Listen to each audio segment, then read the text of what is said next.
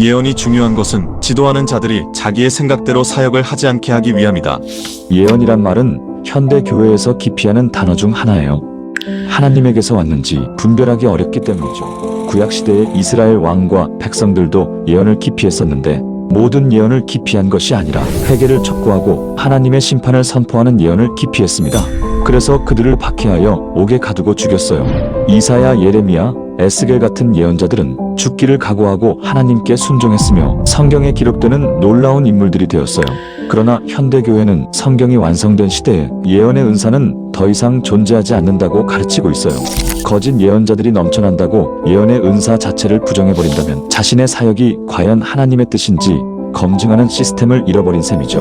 영적으로 더욱 혼탁해지는 시대를 살고 있는 우리들을 깨우치는 하나님의 말씀. 크리스천 영성학교 신목사의 예언 노트. 전국의 온오프라인 서점에서 만나실 수 있습니다. 오늘은 기적과 이적의 대부분은 귀신이 속이는 것이다 라는 제목으로 한번 생각해 보도록 하겠습니다. 귀신들의 공격은 사람들의 머리를 타고 앉아 자신들의 생각을 넣어줘 속이는 것이죠. 그들의 속임수는 상상을 초월합니다. 그래서 귀신의 속임수에 넘어가지 않는 교인들이 거의 없는 실정입니다. 귀신들의 별명이 미혹의 영이에요. 미혹이란 속이는 것입니다. 제가 영성학교를 열자 1000명이 넘는 사람들이 성령이 내주하는 기도훈련에 관심을 갖고 찾아왔으며 100여 명이 넘는 사람들이 성령이 갓 임재하는 현상이 있어 졸업을 시켰고, 현재 영성학교 공동체에 몸담고 있는 식구들도 100여 명이 훌쩍 넘었어요. 그래서 장기간 이들이 성령과 동행하는 기도의 습관을 들이는 것을 곁에서 지켜본 결과는 참담하기 그지 없습니다. 상당수의 졸업생들에게 미혹의 영이 아직도 사라지지 않고 있기 때문이에요. 그래서 성령과 동행하는 수준은 차치하고 졸업하던 수준의 상태를 유지하기도 힘듭니다. 미혹의 영은 사람의 믿음의 수준에 맞추어 공격하기 때문이죠. 말하자면 하나님을 믿지 않는 세상 사람들에게는 이성적이고 합리적이며 과학적인 생각을 넣어줘 하나님을 믿지 못하게 하고, 부와 성공을 추구하는 크리스천에게는 기복신앙과 번영신학을 따르게 하고, 기도와 성경에 무지한 교인들에게는 성경을 비틀어서 자의적으로 해석하는 신학자들이 주장하는 교단 교리를 가르치는 목회자의 말을 맹목적으로 따르게 하고, 율법적이고 종교적인 교인들에게는 희생적인 신앙행위를 추구하게 하여 파김치가 되게 하고, 성령의 은사를 추구하는 이들에게는 속여서 비스무리한 은사를 성령이 주시는 것으로 속이거나, 기이한 현상을 쫓는 무리들에게는 신비한 현상을 보여주어 속이고 있습니다. 그러므로 미혹의 영의 공격에 넘어가지 않은 크리스천들이 거의 없다고 보면 틀림이 없습니다. 그래서 성령께서는 저에게 우리네 교회 지도자의 대부분이 미혹의 영이 머리를 타고 앉아 속이고 있으며, 우리네 교인들의 대부분이 미혹의 영의 지배를 받고 있다고 말씀하셨습니다. 그래서 오늘은 그 중에서도 신기한 현상을 보여주고 은사 비스무리한 것을 성령의 은사라고 속이는 그런 속임수를 구체적으로 살펴보고 싶습니다. 하나님이 미혹의 역사를 그들에게 보내사 거짓 것을 믿게 하심은 진리를 믿지 않고 불의를 좋아하는 모든 자들로 하여금 심판을 받게 하려 하심이라. 데살로니가 전서 2장 11절 12절 말씀입니다. 거짓 그리스도들과 거짓 선지자들이 일어나 큰 표적과 기사를 보여 할 수만 있으면 택하신 자들도 미혹하리라. 마태복음 24장 24절 말씀입니다. 이에 9절에는 미혹의 영들도 큰 표적과 기사를 보여주어서 사람들을 미혹하며 택하신 자들도 미혹에 넘어질 것을 예언하고 있습니다. 그러므로 미혹의 영이 속이는 표적과 기사인지 아니면 성령이 주시는 기적과 이적인지 분별하는 능력이 없다면 죄다 이들의 미혹에 넘어갈 수밖에 없을 것입니다. 그래서 성령께서는 저에게 미혹의 영이 어떻게 미혹하는지 영어로 말씀해 주신 내용을 제가 말씀드리겠습니다. 귀신의 능력을 받은 이들도 많다. 미혹의 영들도 기적과 이사를 동원한다. 귀신들은 그들의 방식대로 기적과 이사를 일으킨다. 놀라운 능력이 그들에게도 있다. 귀신들은 돈에 집착하는 자들은 돈으로 막고 은사에 집착하는 자들은 은사로 유혹한다. 기적과 이사를 하는 것으로 믿으면 헛것이다. 악한 영들은 사람의 잠재력을 파고들어 집요하게 공격한다. 이들의 수법은 다양해서 상상을 초월한다. 귀신은 사람의 마음을 움직이는 힘이 있다. 귀신은 사람의 생각으로 일을 하게 만든다. 귀신은 사람의 마음에 틈타고 들어와 자신의 생각을 넣어준다. 이런 말씀을 해주셨어요. 그렇다면 우리네 교회에서 이적과 기적을 보이면서 미혹하는 이들의 수법을 하나하나 살펴봅시다. 먼저 내적 치유를 하는 이들은 미혹의 영에 넘어간 이들입니다. 성경에서 말하는 치유의 능력은 예수 그리스도의 보혈의 능력에 의지하는 기도로서 공급받습니다.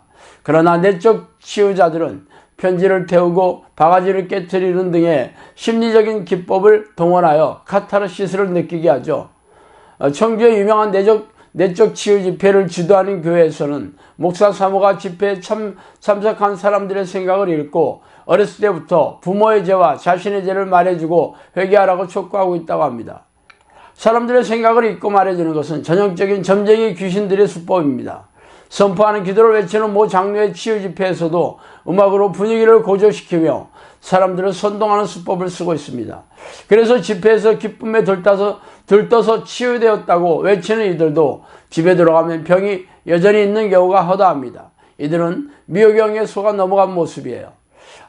알파코스에서 주장하는 임파테이션도 전형적인 미혹영의 속임수입니다. 상대방이 아픈 환처를 자신도 동일한 곳에서 느끼며 성령이 전이 된다고 하는 현상도 죄다 비성경적이거나 귀신이 속이는 것입니다. 손바닥에 금가루가 떨어지고 아말감이 금리빨로 변하며 성령춤, 방언찬송, 영서, 웃으면서 뒤로 자빠지는 현상, 힘이 빠져서 무기력한 모습, 이것은 레스트라고 칭하면서 성령이 휴식을 주신다고 말하지만 이 역시 말도 안 되는 주장입니다. 그러나 이러한 주장이 먹혀 들어가니 기이한 일이죠. 특히 성령의 불이라고 외치면 사람들이 뒤로 자빠지는 현상은 적지 않은 목회자들이 배워서 성령의 증거로 나타내는 전매 특허로 자랑하고 있으니 기가 막히는 일입니다. 천안에서 매일처럼 성령이 주시는 예언을 하는 예언을 선포한다는 모 권사는 저와 전화통화까지 한 상태예요. 왜냐하면 저의 칼럼을 그대로 베껴서 성령의 예언이라고 말도 안 되는 주장을 하고 있다고 누군가가 귀뜸을 해주었기 때문입니다.